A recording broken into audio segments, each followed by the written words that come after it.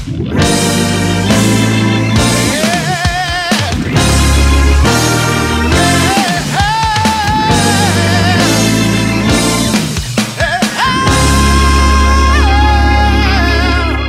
accueillons la 5e édition de l'Espune Séjour à Bukavu, qui est l'exposition des universités de la RDC.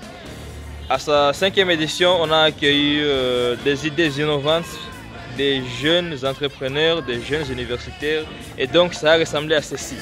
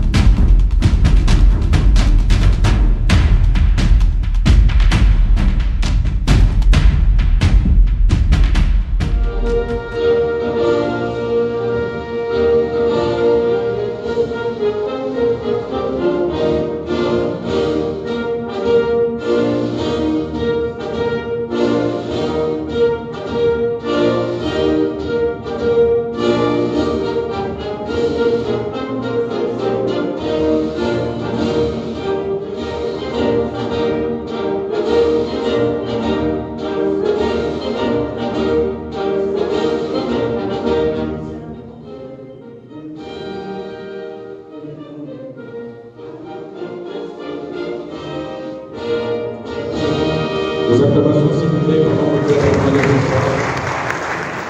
Merci beaucoup. Merci. Honorable président du Sénat ici représenté, Excellence Monsieur le ministre de la Jeunesse, Monsieur le coordonnateur des expositions des universités de la République démocratique du Congo, Monsieur le DG de Obinvest, ici présent, chers partenaires, chefs d'établissement, professeurs, camarades étudiants, bonjour. Je disais bonjour. C'est depuis l'année 2019 que se tient en République démocratique du Congo les assises des étudiants tournant autour des projets innovants, autour d'un projet assez costaud dénommé Exposition des universités de la République démocratique du Congo. Mais seulement, à chaque événement, le thème Exposition des universités de la République démocratique du Congo s'adapte facilement au lieu de l'organisation de cet événement. Cette fois, dans son nouveau format, l'exposition des universités de la République démocratique du Congo s'appelle Exposition des universités du Grand Kivu. Expo Grand Kivu en sigle. Ici, il nous est en tout cas opportun de signaler que nous sommes là pour accompagner avec notre partenaire Obinvest les projets des jeunes, les jeunes qui innovent dans les secteurs qui ont été signalés lorsque vous aviez postulé. Ça s'est bien passé en ligne. Cet événement, qui est un salon d'opportunités pour les jeunes étudiants porteurs de projets innovants, consiste en la sélection des talents étudiants, en l'accompagnement de ces derniers et à la mise à disposition de ces derniers des moyens nécessaires au développement de leurs projets. L'objectif, c'est de transformer les projets des étudiants en entreprises viables et durables qui impactent effectivement le développement de notre beau pays, la République démocratique du Congo. Nous avons 4 activités principales dans cet événement.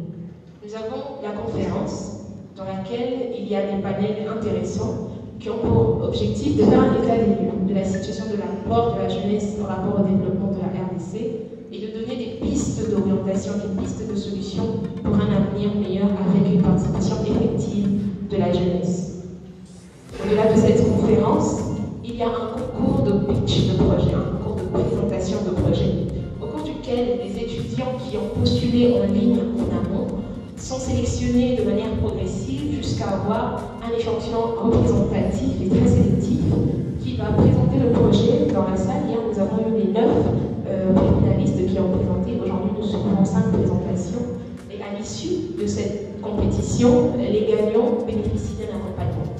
Cet accompagnement se fait à 2 volets. Il y a l'aspect des formations, car pour être entrepreneur, il faut des outils en termes de compétences, et c'est grâce à des formations que ces entrepreneurs les acquièrent. Donc nous mettons à leur disposition des formations sur la partie économique, les ressources humaines et tous les aspects liés à l'entrepreneuriat.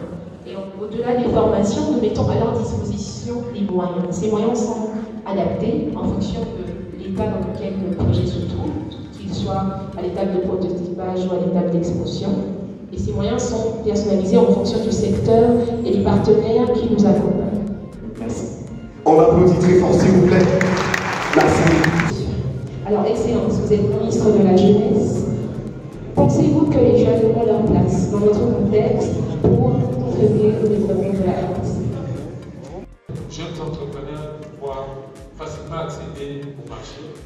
Il y a un travail qui est élaboré par le ministère de l'entrepreneuriat, petites et moyennes entreprises, le ministère de la Jeunesse, le ministère de l'Emploi et le ministère du Plan pour pouvoir mettre en place une loi sur l'entrepreneuriat au Congo. Et dans cette loi, je vous rassure déjà, nous sommes en train de faire un plaidoyer, nous l'avons fait auprès du président du Sénat, nous allons voir le président de l'Assemblée nationale, parce qu'une loi, ce sont des députés qui décident à la fin. Ce ne sont pas le membre du gouvernement. Nous voulons que dans la loi sur l'entrepreneuriat, pour appuyer la loi sur l'autorité de régulation de la sous-traitance, nous voulons assez qu'un quota spécifique de 30% d'accès au marché dans le secteur public et privé soit accordé aux jeunes. Et je pense que ce n'est pas un combat que je dois mener seul, c'est un combat que je dois mener avec vous, jeunes entrepreneurs, parce que vous êtes, nous sommes tous, nous serons tous les bénéficiaires de cette loi.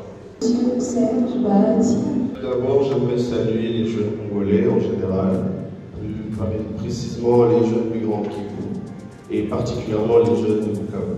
Je vous remercie de votre présence en ce jour et je suis honoré de participer à ce panel avec mes pairs sur les questions de développement en mettant l'accent particulier sur le rôle de la jeunesse. Pour répondre à Mme Sharon Rose, je pense qu'effectivement la question n'a pas lieu d'être posée rien que quand l'on observe la démographie de notre pays. On est assez conscient qu'au moins 70% de la population est âgée de moins de 25 ans. Donc on est conscient que c'est cette population qui représente le cœur même de l'économie de notre pays. Et bien évidemment, le problème maintenant se trouve plus sur l'accès à des opportunités économiques. Et je pense que sur cette question-là, elle est conditionnée par l'accès à l'information. Par l'accès à l'information, je fais allusion à ce type d'événement. Comme Expo, je fais allusion aussi à des formations. Parce qu'une information qui est intériorisée sous-entend que la personne est formée et donc apte à rechercher des opportunités, à se mettre en valeur. Donc je pense que la question doit être posée à tous les jeunes. À quel niveau sommes-nous sur le plan de notre formation? Et à quel niveau collectivement nous nous mettons en relation pour justement faire générer ces opportunités? Je pense que c'est quelque chose de bref mais qui est assez concis. Surtout à Kivuit, chez Kivuit, 80% de mon staff employé sont des femmes.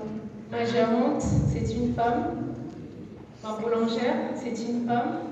Et toutes les femmes ont un d'âge de 23 ans comme moi. Ma boulangère et la vendeuse, est-ce qu'on peut applaudir encore ça? Moi j'ai dit oui parce que j'ai comme l'impression, nous avons comme l'impression que les Congolais ont trop parlé, mais ils n'ont pas agi. Alors il faut maintenant passer par l'action. Il faut dépasser beaucoup de débats et passer par l'action. C'est ce qui fait que moi, je suis un avocat, mais entre-temps, je fais la pisciculture, je fais l'agriculture, je fais l'apiculture, l'élevage des poules ainsi que des porcs. Ils sont déjà au niveau de présentation des différents projets. Mon projet, c'est non Package Vive. Mon projet Package Vive est un projet de fabrication des emballages biodégradables à partir des déchets, agricoles, principalement les déchets bananiers, sur lesquels on pourra offrir un service de publicité. Bon. Mon réchaud, à la différence des autres réchauds utilisent la résistance chauffante. Moi, j'utilise des chauffements par induction électrique. Donc l'induction chauffe tous les métals qui autour du réchaud. Donc avec l'induction, c'est plus économique que la résistance chauffante. Merci, monsieur. Notre projet de recyclage des déchets organiques en engrais compost et en biogaz. Mon projet est dénommé Aquaponie. C'est un projet qui consiste à mélanger des secteurs, donc faire vivre deux êtres vivants dans un même endroit, vivre ensemble. Nous avons commencé un projet dans le secteur de l'électrification du centre de Niamiboué dans le territoire de Calais. Nous avons commencé par mettre en place un atelier de soudure et dans notre atelier de soudure, nous avons commencé par mettre en place un alternateur. Pour faire ce genre de choses, on ne peut que dire félicitations. Alors je vous demande d'applaudir pour eux. Et je suis très content dans ces jours ici à Bukavu. Je vous remercie. Merci. Voilà les amis, c'est tout pour le spawn. J'espère que prochainement vous serez parmi les gagnants ou bien les participants. Ne ratez pas, c'était le spawn 5e édition Grand Kivu et RDC. À très bientôt.